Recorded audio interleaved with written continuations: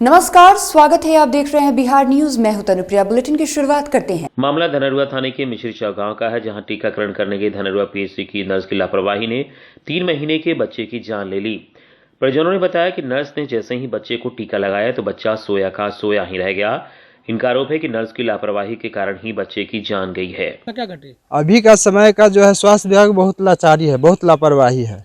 ये टीकाकरण जो गांव-गांव में हो रहा है, महिला लोग रहती है और ये लोग का समझ में नहीं होता है। चिकित्सक लोग समझते हैं गंवार हैं और ये लोग का बात भी नहीं सुनती है, जो मन में है अपना करके चले जाती है।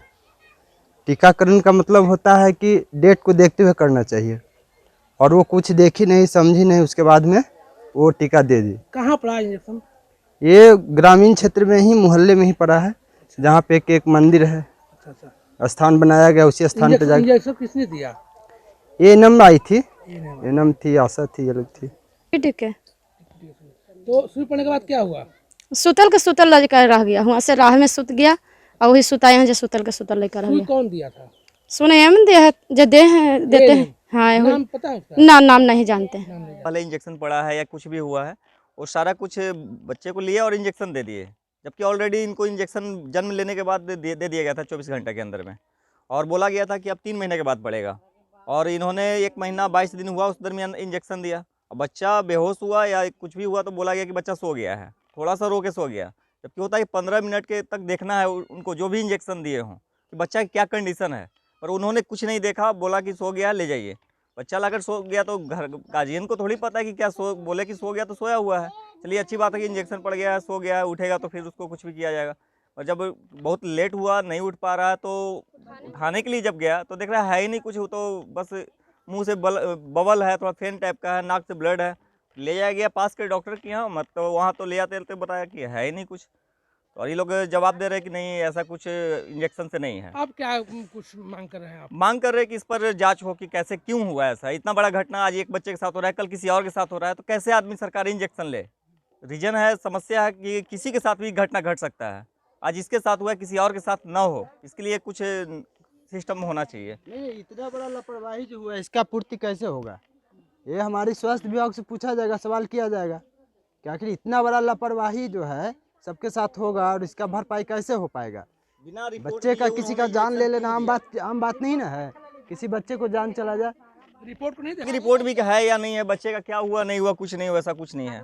बस इसी तरह वो इंजेक्शन दे दिए हैं। वो अपना एक रिपोर्ट बना दिए कि 3 इंजेक्शन पड़ा, 2 ड्रॉप पड़ा और ले जाइए बच्चे को। तो लापरवाही किसकी है? लापरवाही स्वास्थ्य विभाग की, जो लापरवाही है। स्वास्थ्य विभाग की पूरी लापरवाही है। जो एनम है, आशा है, वो लोग अनट्रेंड है, ट्रेंड नहीं है, पढ़ी लिखी नहीं है, समझती नहीं है। गांव के लोगों से आके मिलती है महिलाएं लोग से, उन लोग के वैल्यू नहीं समझती है, वैल्यू नहीं देती है। वो लोग अपने रुतबा में रहती है, दबाव में डाल करके महिलाओं लोग से देखिए एक रिपोर्ट बनाकर देखा, वो लोग कुछ बोलना भी चाहती है तो सुनती नहीं है। ये चीज़ है। क्या क्या रिपोर्ट बना कर दिया गया? रिपोर्ट बनाकर दिया कि जो इंजेक्शन पड़ा है कल, उसका रिपोर्ट दे दिया गया बना करके। यहाँ देखिए लिखा गया है कि 7/2/2021 को देना है इंजेक्शन। उसका 3 इंजेक्शन 2 ड्रॉप का दिया गया है। मगर ये अगला जो पहले इसका जो भी ट्रीटमेंट चला है, जन्म लिया है, वहाँ का रिपोर्ट बनाया, वो कुछ नहीं मांगा गया, दिया ही नहीं गया कुछ। ये बहुत बड़ा लापरवाही है। इसके पास कार्रवाई किया जाए, जो इंजेक्शन दिए हैं उनके जो प्रति। कार्ड जो रेगुलर कार्ड पे पड़ता है, वो कार्ड पे क्या किया गया है कि उस पे जो नेक्स्ट डेट भी डाला जाता है वो भी नहीं डाला गया है। फिर नेक्स्ट डेट का वो कैसे इंजेक्शन देगा? फिर इसी डेट को फिर देगा नेक्स्ट में जा करके।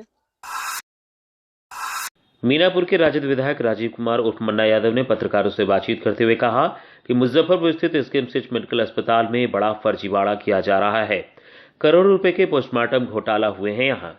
वैसे भी सरकार में कोई भी घोटाला करोड़ से कम का नहीं है। इस बात को लेकर विधानसभा में आवाज उठाएंगे। और ये पैसा का जो पदाधिकारी लोग हैं वो गमन किया है।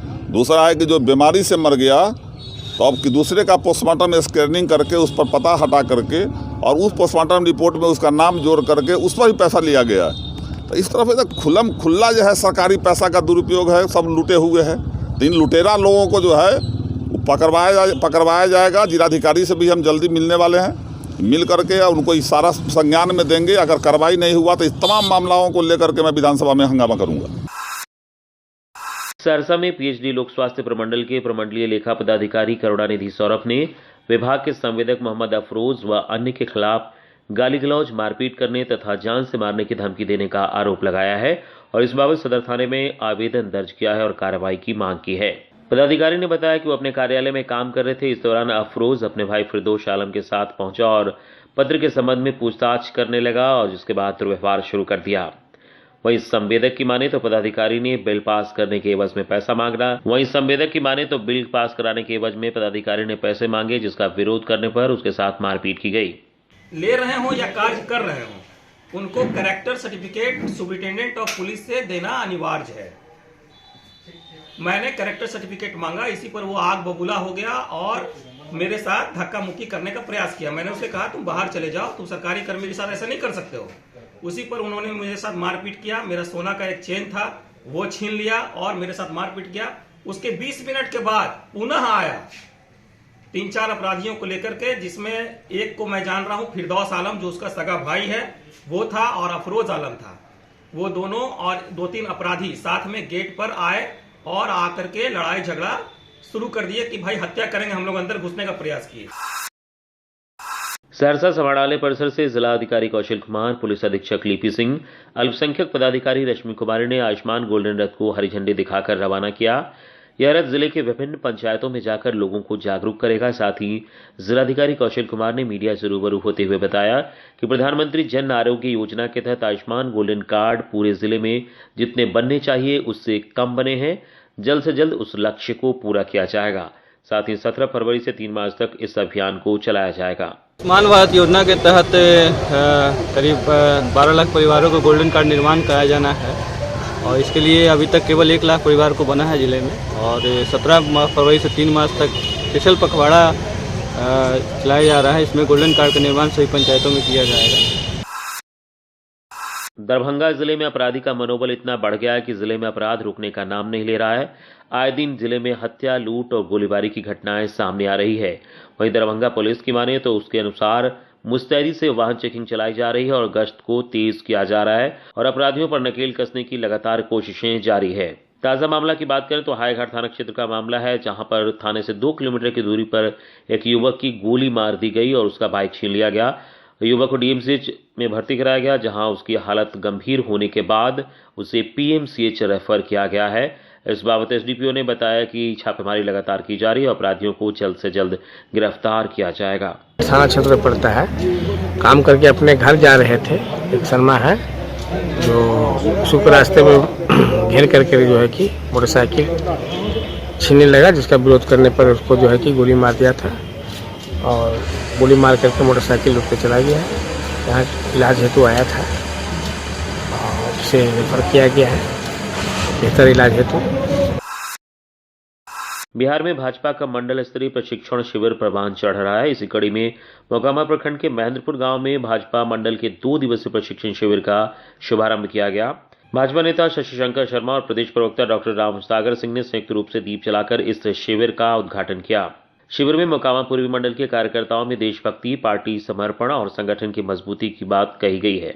यह कार्यक्रम हम लोगों का भारतीय जनता पार्टी का कार्यकर्ताओं को प्रशिक्षित करने का कार्यक्रम है। इस कार्यक्रम के तहत प्रखर राष्ट्रवाद से जोड़कर व्यक्ति निर्माण करते हुए राष्ट्र निर्माण के पुनर्वैभव तक उसकी प्राप्ति के लिए यहाँ एक मजबूत व्यक्ति निर्माण करते हुए उसका व्यक्तित्व निखारने का प्रयास किया जाता है। रामपुर गांव के पास बालू लदा हाईवा पूरी तेज रफ्तार से आ रहा था और जिस दौरान ये दुर्घटनाग्रस्त हो गया। हालांकि ड्राइवर ने गाड़ी का शीशा तोड़कर बाहर निकला और अपनी जान बचाई। ग्रामीणों की माने तो इस इलाके से जितनी भी गाड़ियां बालू लाद कर जाती हैं वो काफी तेजी से निकलती हैं, जिससे हमेशा खतरे की आशंका बनी रहती है।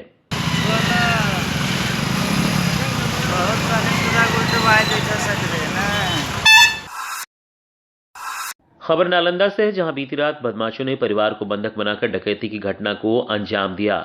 घटना नगरनौसा थाना इलाके की सकरौढ़ा पुल के पास की बताई जा रही है, जहां दर्जन भर हथियारबंद डकैत धनंजय प्रसाद के घर में घुसकर हथियार के बल पर परिवार के सभी सदस्यों को पहले तो बंधक बना दिया और 9 भर सोने के गहने और करीब 3 लाख रुपए की लूट कर ली। इस दौरान विरोध करने पर परिवार के सदस्यों के साथ बदमाशों ने मारपीट भी की। वहीं इस घटना से आक्रोशित ग्रामीणों ने पुलिस गश्ती पर सवालिया निशान खड़ा करते हुए बिहार शरीफ पटना मार्ग को नगरनौसा बाजार के पास जाम कर दिया। सूचना मिलते ही डीएसपी इंस्पेक्टर मौके पर पहुंचकर लोगों को कार्रवाई का भरोसा दिलाया, तब जाकर जाम हटाया जा सका।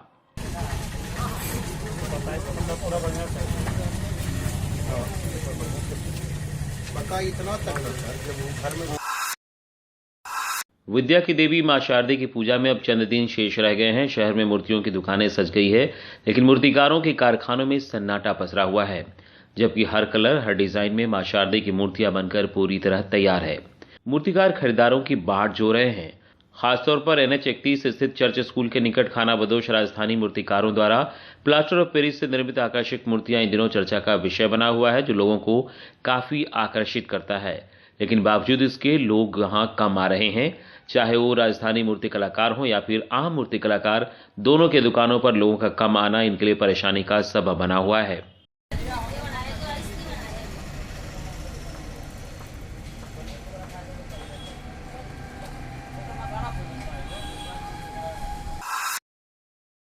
बाढ़ थाना क्षेत्र के जलगोविंद गांव के पास NH 31 पर टेम्पो और बाइक में सीधी टक्कर हो गई। इस टक्कर में 2 बाइक सवार और एक टेम्पो सवार 3 लोग गंभीर रूप से घायल हो गए, जिसे बाद में सभी को स्थानीय लोगों द्वारा सदर अस्पताल बाढ़ पहुंचाया गया, जहां प्राथमिक उपचार के बाद चिकित्सकों ने 2 लोगों को PMCH रेफर कर दिया है, जबकि एक का इलाज सदर अस्पताल में ही चल रहा है। घटना के संबंध में बताया जा रहा है कि घायल 2 शख्स जुड़ावनपुर के रहने वाले हैं, जबकि एक शख्स पूरा गांव के निवासी बताए जाते हैं। इधर घटना की सूचना मिलने के बाद बाढ़ पुलिस घटनास्थल पर पहुंचकर मामले की जांच कर रही है।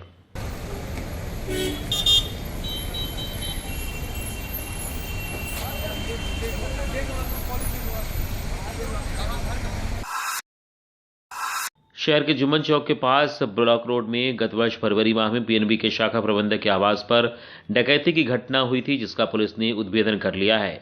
पुलिस ने डकैती के दौरान लूटे गए 2 मोबाइल सहित एक सिम कार्ड की बरामदगी की है, साथ ही 2 लोगों को गिरफ्तार भी किया है। गिरफ्तार किए गए व्यक्तियों में भजनपुर वार्ड संख्या 1 निवासी शमीम अंसारी और नौशाद अंसारी पिता समीम अंसारी शामिल है। दोनों रिश्ते में सगे भाई बताए जा रहे हैं। मामले की पुष्टि करते हुए थानाध्यक्ष निर्मल कुमार यादवेंदु ने जुम्मन चौक के पास से गिरफ्तार करने की जानकारी दी है।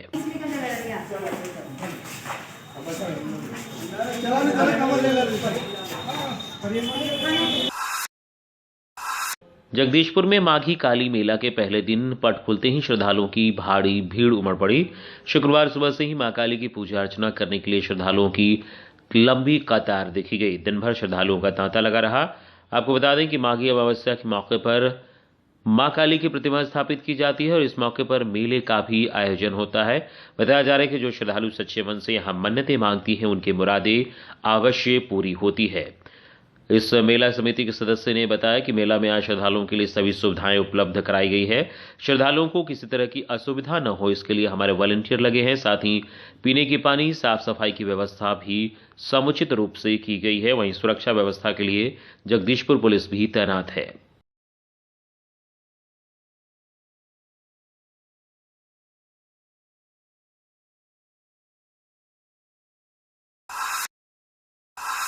चारा घोटाले में जेल में बंद राज्य सुप्रीमो लालू प्रसाद यादव की रिहाई को लेकर इन दिनों पोस्टकार्ड अभियान चलाया जा रहा है।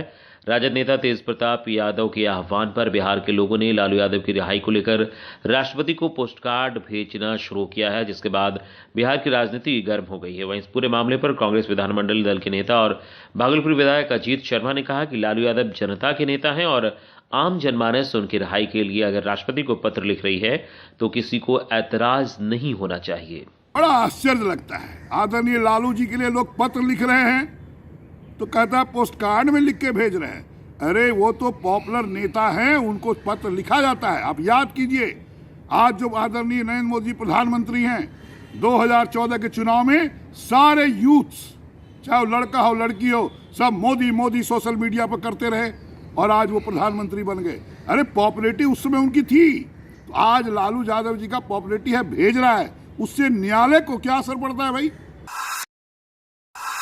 भागलपुर के सुल्तानगंज थाना क्षेत्र के आदर्श नगर गांव में अज्ञात चोरों ने लाखों रुपए की चोरी कर ली है।